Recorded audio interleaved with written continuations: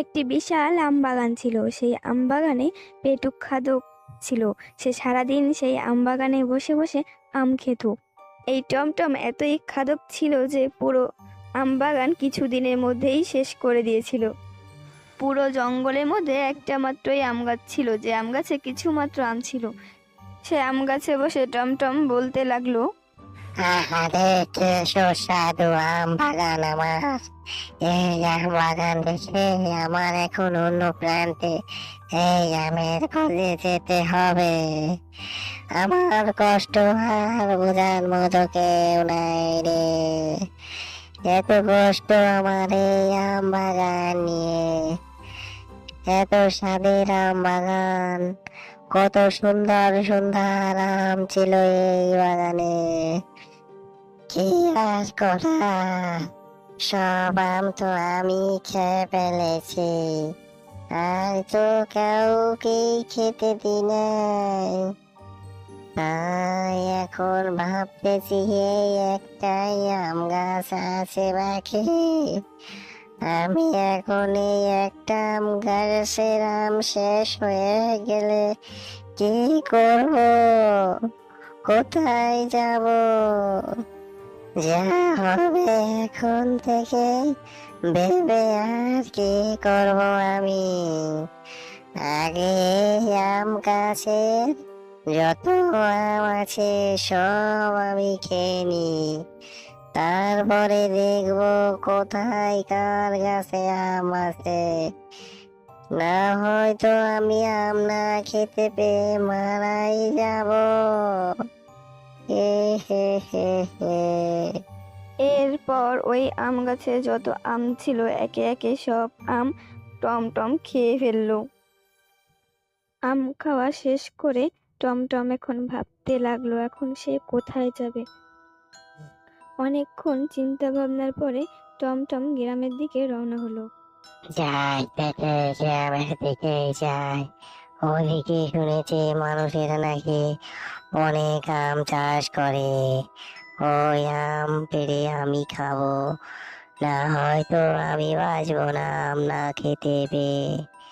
হ্যাঁ হ্যাঁ হ্যাঁ হ্যাঁ, এখনই আমার খিদে এই আমের জন্য পেটটা কেমন কেমন করতেছে।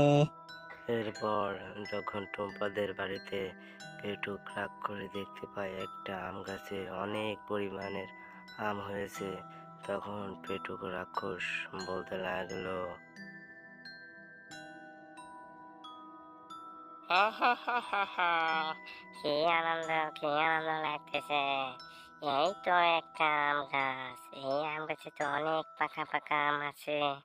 এই আমটা এখন খেতে হবে। আয় যাই, এই আম গাছে থাকি আজকে, এই আম খেয়ে পরে অন্য জায়গায় দেখবো।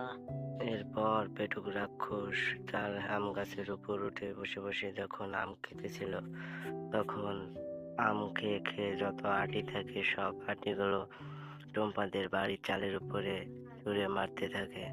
আর তখনই টুম্পার স্বামী ঘুম থেকে জেগে ওঠে।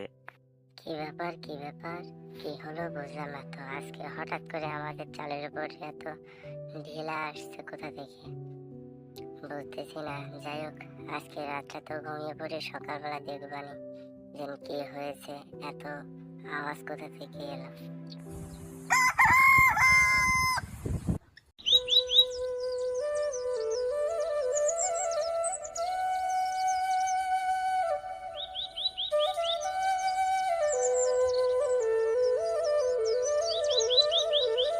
এরপর পরের দিন সকালবেলা টুম্পা ও টুম্পার স্বামী রামলাল দুজনা সকালবেলা উঠে দরজার সামনে যেতে নাই যেতে সে দেখতে পেল। এ কি বউ, দেখছো আমাদের বাড়ির উঠানের অবস্থা কি করে ফেলেছে? এই দেখো গাছের উপরে ওইটা কি, মনে হচ্ছে তো কোনো ভূত পেতে সে গাছের উপর চড়ে বসে আছে। আর কালকে রাত্রেও প্রচন্ড পরিমাণের ভয় পেয়েছি আমি, টিনের উপর বেধায় ছুড়ে কে যেন ডিল মারতেছিল, তা দেখো। হ্যাঁ তুমি ঠিক কথাই বলেছো, কালকে রাত্রে আমি একটু একটু করে শুনতে পেয়েছি। ওই দেখো গাছের উপরে ওই শয়তান পাজি আম ফিকোটা বসে আছে। ও হয়তো সারা রাত বসে ওই আমাদের গাছের আমটা খেয়ে খেয়ে সব ঢিল আমাদের টিনের উপরে ছুঁড়ে মেরেছে।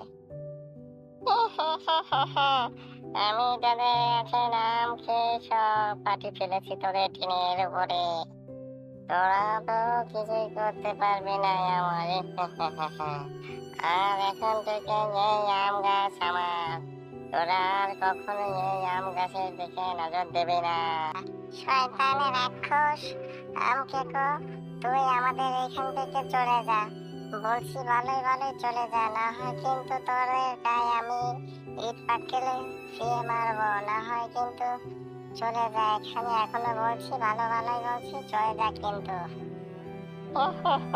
তোরা তো আমার কিছুই করতে পারবি না। আর এই আম গাছ তো এখন থেকে আমার বাড়িতে বলেছে।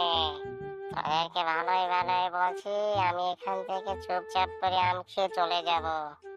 তোরা চুপ করে ওইখানে থাক, তোদের কোনো ক্ষতি করবো না। না হয়তো হবে পাজি শয়তান আম খেকো কোথাকার, আমাদের গাছটাই চোখে পড়লো তোর, আর না হয়তো তুই কি করবি। তার আগেই তোকে আমরা এখান থেকে মেরে খেয়ে তাড়িয়ে দেব। তুই এইখানে অপেক্ষা কর, আমি আসতেছি। তুই আমার কিছুই করতে পারবি না। ভালো কথা বলছিলাম তো, তাই তোরা কেউ শুনলি না। না হয়তো এবার দেখবি তোদের আম গাছ থেকে আমি আর কখনো যাব না। যা যা, তোরা কি পারিস করে নে। আচ্ছা বউ, তুমি তাহলে ঘরের দিকে যাও, আমি দেখতেছি এই পাজি শয়তান ডাইনিটাকে কি করা যায়। তুমি ঘরের ভিতরে যাও, আমি আসতেছি একটু। এরপর রামলাল সেই এক ঘর ধারে বসা তান্ত্রিকের কাছে আসে, আর তান্ত্রিকের কাছে এসে তান্ত্রিককে বলতে লাগলো,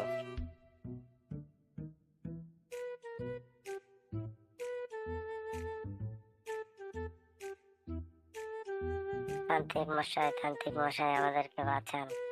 আমার বাড়ির উঠোনে যে আম গাছটা আছে, সেই আম গাছটা এক পেটুক ভূত এসেছে, যার যন্ত্রণায় আমরা তো বাড়িতে আর থাকতে পারতেছি না। পেটুক ভূত মানে তুই কি বলতে চাচ্ছিস? ভালো করে বল আমাকে, আমি আগে শুনে নি ব্যাপারটাকে, তারপর তোকে আমি বলতেছি কি করতে হবে। আসলে হয়েছে কি, আমার বাড়ির উঠোনে একটা বড় আম গাছ আছে, যে আম গাছটায় অনেক পরিমাণের মিষ্টি মিষ্টি আম হয়েছে। কোথা থেকে কালকে রাত্রে থেকে শুনতেছি যে আমার টিনের উপরে কি যেন পড়তেছে ধামধুম করে। সকালবেলা উঠে দেখি আম গাছে একটা পেটুক ভূত বসে আছে, বসে পড়ে আম খাচ্ছে। আর আমি যখনই ওই পেটুক ভূতকে বললাম যে আমার আম গাছটা তুমি ছেড়ে দিয়ে চলে যাও, তখনই পেটুক ভূত আমাকে বলতে লাগলো, আমি এখান থেকে কোনোদিনে যাব না, তোরা বরং এইখান থেকে চলে যা। তাই তারপর থেকে আমি আপনার কাছে চলে আসছি, যে না, আপনি হয়তো কিছু একটা করতে পারবেন। ও আচ্ছা, তাহলে এই ব্যাপার, ঠিক আছে। আমি তোকে একটা আম দিতেছি, এই আমটা নিয়ে যে করে হোক ওই পেটুক রাক্ষসকে খাইয়ে দিবি, তারপর দেখবি খেলা কি হয়। এই নে। এরপর রামলাল আস্তে আস্তে বাড়ির দিকে চলে আসে সেই জাদুর ওই আমটি নিয়ে, আর আমটি নিয়ে এসে এবার চালাকি করে তার স্ত্রীকে বলতে লাগলো, দেখো, এই দেখো বউ, তোমার জন্য কি নিয়ে আসছি। রাস্তা দিয়ে যখন হেঁটে যাচ্ছিলাম, তখন দেখতেছি একটা আম গাছ থেকে একটা মিষ্টি আম পড়েছে। সেই আম গাছের আমগুলো এতই মিষ্টি যে আমি খেয়ে আর একটা তোমার জন্য পেড়ে নিয়ে আসছি। দেখো, এই নাও এই নাও, এই আমটি তুমি খেয়ে নাও। কই কই, দেখি, দাও দাও, তাহলে আমটা বোধহয় অনেক সুস্বাদু হবে। দাও, আমটা কি আমাকে দাও, আমটা আমি খাই। তাদের দুজনার এই কথা আবার সেই পেটুক আমখোরটা শুনতে পায়। এখন পেটুক আমখোরটা মনে মনে বলতে লাগলো, ওই আমটা তো আমারই খেতে হবে, আর জানতে হবে ওই আম গাছটা কোথায় আছে। সেইখান থেকে যে ওই আম খেতে হবে আমার। আপাতত এটা খেয়ে নি। এরপর যে এমনি তার রামলাল তার স্ত্রীকে আমটি দিতে যাবে, সেই এমনি পেটুক লালটি আমটি নিয়ে খাওয়া শুরু করে দিল। এরপর আম খাওয়ার সাথে সাথে পেটুক লাল ভস্ম হয়ে গেল এখান থেকে। আর পেটুক ভূতটা ভস্ম হয়ে যাওয়ার সাথে সাথে রামলাল সে অনেক খুশিতে লাফালাফি করতে লাগলো এবং তার স্ত্রীকে বলতে লাগলো যে দেখো দেখো, ভূতটা চলে গেছে। তারপর থেকে সুখে শান্তিতে তাদের ফ্যামিলি আবারও চলতে লাগলো। বন্ধুরা, আমাদের ভিডিওটি ভালো লেগে থাকলে অবশ্যই লাইক এবং সাবস্ক্রাইবটা করে দিবেন। আর হ্যাঁ, আপনাদের যদি কোনো কাহিনী জানা থেকে থাকে তাহলে আমাদের কমেন্ট বক্সে এসে কমেন্ট করে জানিয়ে দেবেন। আর এর পরবর্তীতে আপনাদের কার নাম দিয়ে ভিডিও তৈরি করবো সেটাও বলে দিতে পারেন। ধন্যবাদ।